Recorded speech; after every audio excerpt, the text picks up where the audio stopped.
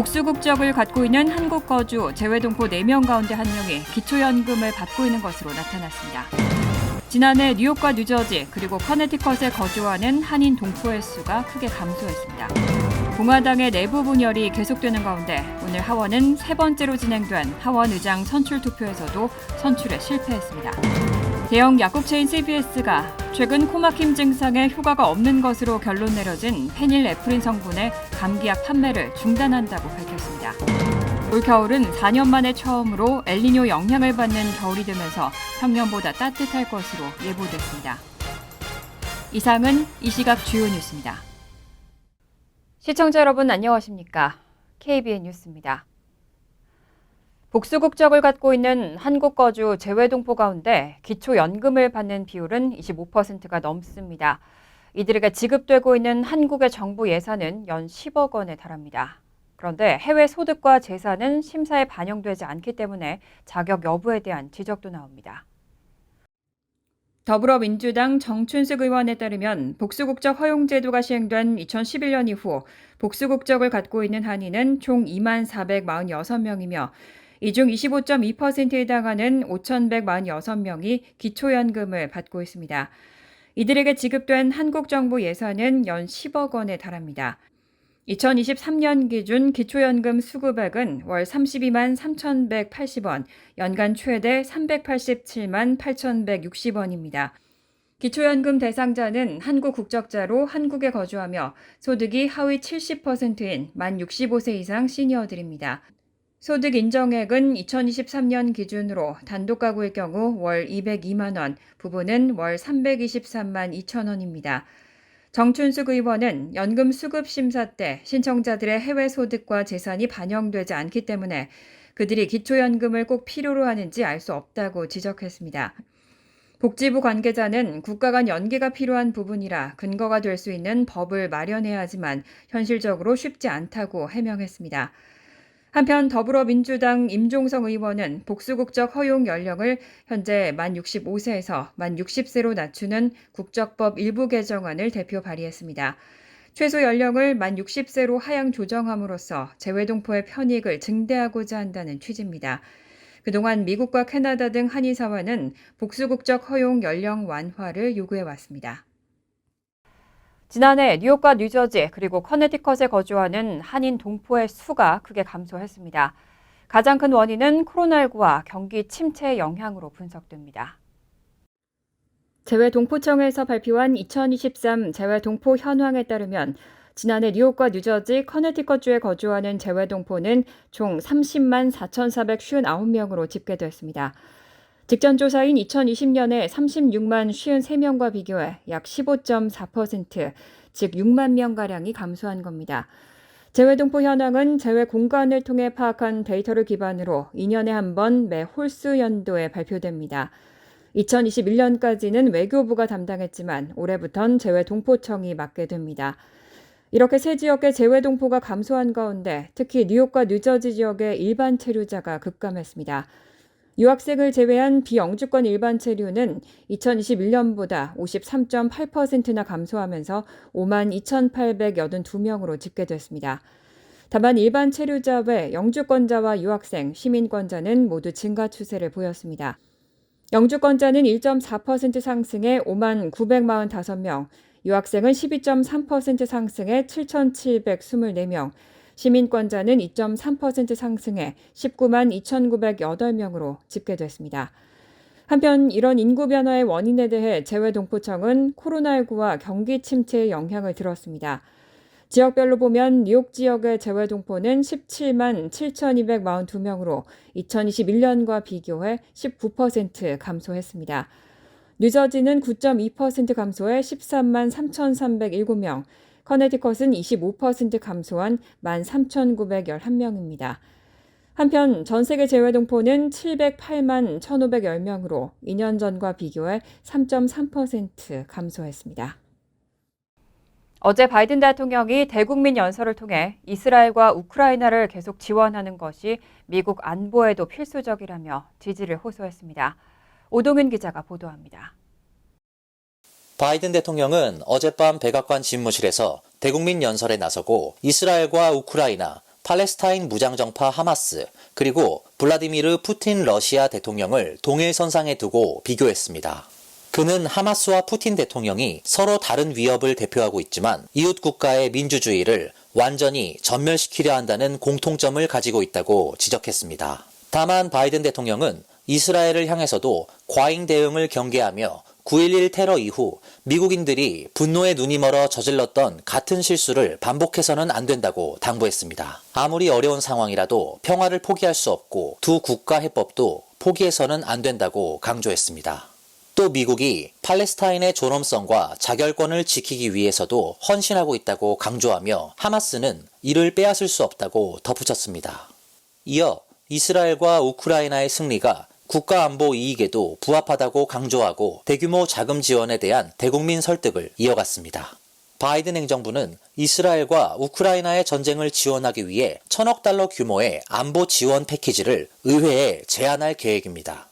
바이든 대통령은 이 자금이 미국의 미래 세대가 더 안전하고 평화롭게 살 수 있도록 하기 위한 현명한 투자이자 이스라엘의 군사적 능력을 강화할 수 있는 이스라엘 안보에 대한 전례 없는 약속이라고 강조했습니다. 또 미국의 리더십은 세계를 하나로 묶는 힘이며 미국의 가치는 다른 국가들이 함께 일하고 싶은 파트너로 만드는 데 있고 여전히 세계의 등대라고 덧붙였습니다. 한편 하마스에게 납치된 미국인 인질과 관련해 그들의 안전을 최우선으로 생각한다며 본국으로 데려올 것이라고 약속했습니다. KBN 뉴스 오동윤입니다. 공화당의 내부 분열이 계속되는 가운데 오늘 하원은 세 번째로 진행된 하원의장 선출 투표에서도 선출에 실패했습니다. 공화당의 하원의장 후보인 짐 조던 의원은 결국 당내 불신임으로 후보직을 상실했습니다. 공화당은 다음 주 새로운 하원의장 후보를 선출하게 됩니다. 하원은 오늘 오전 본회의를 열고 의장 선출을 위한 3차 투표를 실시했습니다. 하지만 다수당인 공화당의 하원의장 후보인 짐 조던 하원 법사위원장은 194표 획득에 그치면서 여전히 과반 득표에 실패했습니다. 민주당 하킴 제프리스 원내대표는 210표를 획득했습니다. 앞서 진행된 두 차례의 투표에서 공화당 내부의 반발표는 20표, 22표로 증가했고 이번 세 번째 투표에서는 25표로 더 늘었습니다. 공화당 내 보수 강경파로 알려진 조던 위원장은 트럼프 전 대통령의 지지를 받았지만 중도파 의원들의 이탈 확산에는 사실상 속수무책인 상황입니다. 심지어 지난 3일 공화당 내 강경파에 의해 하원 의장에서 해임된 메카시 전 의장마저 조던 위원장의 지지를 호소했지만 이에도 불구하고 반발표는 더 늘었습니다. 하원 의장 선출에는 하원 의원 제적 433명 가운데 과반인 217표가 필요합니다. 이로써 지난 3일 메카시 전 의장의 해임 결의안이 처리된 이후 하원 지도부의 공백 상태는 기약이 없이 장기화되어 가고 있습니다. 이런 정치적 혼란 가운데 팔레스타인 무장정파 하마스의 기습 공격 이후 반격에 나선 이스라엘과 러시아의 침공에 맞서 싸우는 우크라이나를 위한 1,050억 달러의 긴급 안보 예산이 의회로 송부됐지만 현재 의회 상황에서는 언제 처리할 수 있을지 시기를 예측하기 어렵습니다. 게다가 다음 달 중순에는 임시 예산 기한이 종료되기 때문에 2024 회계연도 정부 예산 처리가 지연될 경우 연방정부 셧다운의 가능성도 배제할 수 없습니다. 친 트럼프 성향으로 널리 알려진 시드니 파월 변호사가 2021년 조지아주에서 대선 전복 시도 혐의와 관련해 유죄를 인정했습니다. 파월 변호사는 지난 대선에서 조작설을 주장하고 퍼뜨리는 데 앞장서온 인물입니다. 어제 시드니 파월 변호사는 조지아주 풀턴 카운티 고등법원에 출석해 조지아주 대선 전복 시도 혐의에 대해 유죄를 인정했습니다. 파월 변호사는 트럼프 전 대통령을 포함해 조지아주 대선 전복 시도 혐의로 재판에 넘겨진 19명의 피고인 가운데 한 명입니다. 그는 유죄를 인정하는 조건으로 징역형을 피하고 6년간 보호관찰을 받기로 검찰과 합의한 것으로 전해졌습니다. 또 앞으로의 관련 재판에서 증언할 예정이며 조지아주 시민들에게 사과문을 발표할 예정입니다. 파월 변호사는 2011년 1월 조지아주 남동부 커피 카운티에서 대선 과정에 개입하려고 했다는 혐의를 받아왔습니다. 공화당 관계자들의 도움으로 일련의 트럼프 전 대통령 지지자들이 선거 시스템 정보를 빼갔는데 검찰은 파월 변호사를 이 사건의 주요 배후로 판단했습니다. 이번 사건과 관련해 재판에 넘겨진 인물 가운데 유죄를 인정한 것은 파월 변호사가 두 번째입니다. 그의 유죄 인정은 향후 트럼프 전 대통령의 재판에도 큰 영향을 미치며 불리하게 작용할 것으로 예상됩니다. 트럼프 전 대통령은 현재 조지아주 대선 개입 시도와 관련해 조직적 부패 혐의를 다루는 리코법 위반 등 13개 혐의로 재판에 넘겨진 상태입니다. 미국의 10년 만기 국채금리가 16년 만에 처음으로 연 5% 선을 돌파했습니다. 글로벌 금융위기 직전인 2007년 7월 이후 처음입니다. 전자거래 플랫폼 트레이드웹과 로이터 통신에 따르면 어제 오후 5시 직후 글로벌 채권 금리의 벤치마크 역할을 하는 10년 만기 미 국채 금리가 5.001%를 기록했습니다. 미 국채 10년물 금리가 5% 선을 넘은 것은 글로벌 금융 위기 직전인 2007년 이후 16년 만에 처음입니다. 다만 이 기록은 트레이드웹 등 일부 전자거래 플랫폼에서 나온 결과로 일부 다른 거래 플랫폼에서는 이날 고점이 5% 선을 돌파하지 않은 것으로 집계됐습니다. 한편 이날 제롬 파월 연방준비제도 의장은 미국의 물가 상승률이 여전히 높다고 평가하면서 현 금리 상황이 장기화될 가능성을 시사했습니다. 또 인플레이션이 지속 가능하게 2% 수준으로 낮아지려면 일정 기간 추세를 밑도는 성장세와 노동시장 과열의 완화가 필요한 것으로 보인다고 언급했습니다. 파월 의장의 이런 발언은 이달 31일에서 11월 1일까지로 예정된 연방공개시장위원회 회의를 앞두고 나온 것이기 때문에 시장의 눈길을 끌고 있습니다. 국채금리는 미국 경제의 연착륙 기대감이 커지면서 지난 7월 들어 상승세를 이어가고 있습니다. 특히 최근 각종 경제 지표가 예상을 초과하는 호조를 보이며 금리 상승에 동력이 됐습니다. 지난 18일 발표된 9월 소매 판매 증가율도 전문가 예상을 크게 상회하면서 금리를 끌어올리는 주된 요인이 됐고 정부의 재정 적자 확대와 장기 국채 발행량 증가도 금리 상승에 영향을 줬습니다. 월가의 주요 인사들 역시 고금리 상황에 대비해야 할 것을 강조하고 있습니다. JP모건 체이스의 CEO 제이미 다이먼은 최근 인터뷰에서 금리가 7%까지 올라갈 가능성에도 대비해야 한다고 경고하며 시장의 경계감을 키웠습니다. 얼마 전 FDA가 코막힘 증상에 효과가 있다고 알려진 페닐에프린이 실제로는 전혀 효과가 없다는 판단을 내렸었죠. 이후 대형 약국체인 CVS가 제품 판매를 중단한다고 밝혔습니다. 월스트리트저널 보도에 따르면 미 대형 약국 체인인 CVS는 페닐에프린이라는 성분이 주요로 함유된 경구용 감기약 판매를 중단하기로 결정했습니다. 지난달 FDA의 일반의약품자문위원회가 페닐에프린이 비강충혈 완화제로서의 효과가 없다고 만장일치로 결론을 내린 데 따른 조치입니다. 비강충혈 완화제는 코 점막 내 부은 혈관을 수축해서 부종과 충혈을 완화하는 역할을 하는 의약품입니다. 이를 통해 코막힘 증상을 완화하는 데 도움을 줍니다. 하지만 이 성분의 효과에 대한 논란이 확산되면서 CVS는 자문위의 권고만으로 페닐에프린을 주요 성분으로 하는 제품의 판매 중단을 결정했습니다. 단 FDA는 아직 이 성분의 판매 금지를 공식적으로 결정하진 않았습니다. 다만 자문위가 만장일치로 해당 성분이 약효가 없다고 결론을 내린 만큼 앞으로 FDA에서도 이 의약품 성분의 사용 금지에 대한 결정이 나올 수 있습니다. 하지만 FDA가 반드시 자문위의 권고를 따를 필요는 없습니다. 페닐에프린 성분은 오랜 시간 동안 사용되어 왔고 FDA 역시 이 성분이 안전하다고 인정하고 있습니다. 또 페닐에프린 외 약에 포함된 다른 성분이 감기 증상에 효과를 낼 수도 있습니다. FDA 자료에 따르면 지난해 미국에서만 페닐에프린이 함유된 약은 약 2억 4,200만 개가 팔렸습니다.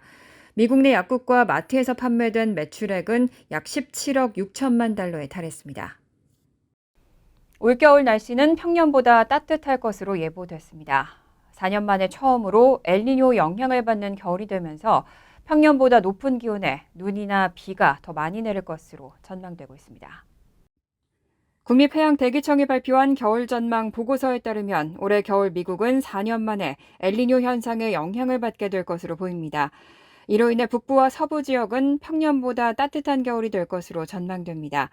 특히 알래스카와 태평양 연안 북서부, 뉴 잉글랜드 북부 지역에서는 평년보다 훨씬 따뜻한 날씨가 예상됐습니다. 로키 산맥 중남부에서 남부 평원에 이르는 지역은 평년 기온에 가까운 기온이 나타날 가능성이 큰 것으로 보이고 다른 나머지 지역들은 평년과 비슷하거나 조금 더 따뜻할 것으로 예측됐습니다.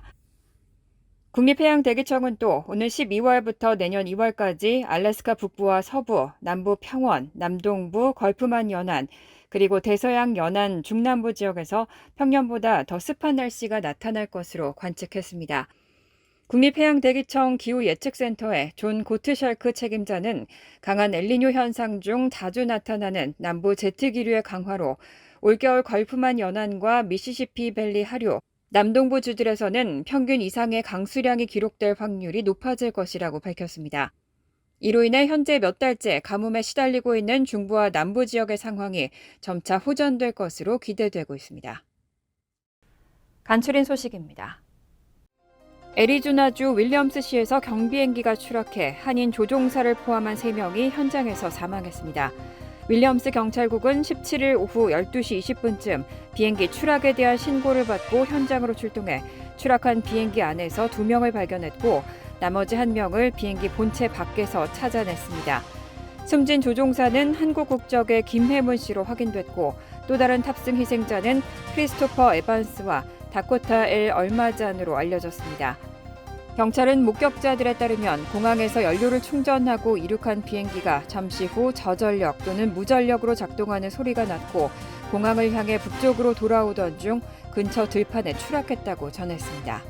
뉴욕 한국문화원이 할로윈을 맞이해 오는 30일 오후 4시 뉴욕 국립도서관 53가에서 쌍둥이 도깨비의 저자 프랜시스 차를 초청해 뉴욕시를 점령한 도깨비 어린이 행사를 개최합니다. 미국에서 주목받고 있는 한국계 소설가인 프랜시스 차는 2021년 너의 얼굴을 갖고 싶어로 데뷔해 평단의 호평을 받았습니다. 이번 행사에서 작가는 어린이 독자들을 대상으로 쌍둥이 도깨비 스토리타임을 갖습니다.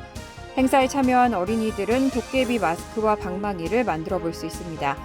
3세 이상 아동 선착순 35명에게 도깨비 미술 키트가 증정됩니다. 에릭 애담스 뉴욕시장은 지난 18일 우버와 리프트를 포함해 차량 공유 프로그램에 대한 차량 수 제한을 해제한다고 밝혔습니다. 이른바 그린라이드라고 불리는 해당 이니셔티브에 따라 뉴욕시는 우버와 리프트 등의 공유 차량을 통해 전기차 수를 확대할 전망입니다. 뉴욕시 택시 리무진국의 새로운 그린라이드 이니셔티브는 내년부터 우버와 리프트 차량의 5%가 탄소 배출량 0이어야 하고 장애인이 이용할 수 있어야 한다고 규정하고 있습니다. 2025년에는 비율이 15%로 증가하고 2030년 모든 우버와 리프트 차량에 이 규정이 적용될 때까지 매년 꾸준히 증가할 전망입니다. 차량 공유 프로그램에 대한 제한이 해제되면서 전기차를 보유한 차량 공유 프로그램 운전자라면 누구나 TLC 번호판을 신청할 수 있습니다. 뉴욕시 의회는 어제 본회의를 열고 뉴욕시장에게 플러싱 버스 환승센터 관련 연구를 담당할 기관을 임명하도록 하는 조례안을 통과시켰습니다. 기관은 약 5명 규모로 메트로폴리탄 교통공사 등 관련 기관 담당자가 참여할 수 있고 연구에는 버스 환승센터 건립 위치와 건설 비용 등이 담길 전망입니다. 조례를 발의한 샌드라왕 시의원은 플러싱 도로에 주차된 버스들은 심각한 차량 정체를 야기하고 공공 안전을 위협한다며 버스 환승센터가 생기면 혼잡 완화와 승객 보호, 운전자 휴식 등의 장점을 기대할 수 있다고 말했습니다. 환율과 증권 소식입니다.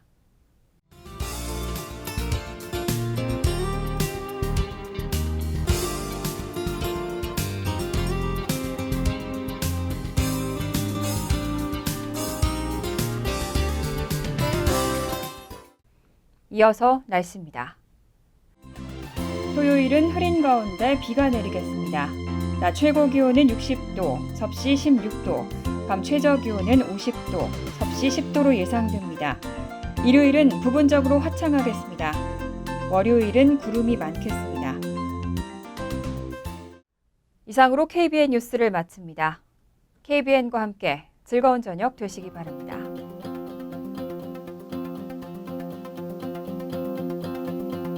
미 동부 최대 한인방송 KBN이 제작하는 KBN 뉴스는 웹사이트 mykbn.com 그리고 유튜브와 페이스북에서 다시 보실 수 있습니다. 좋아요, 구독, 알림 설정은 뉴스 제작에 큰 도움이 됩니다.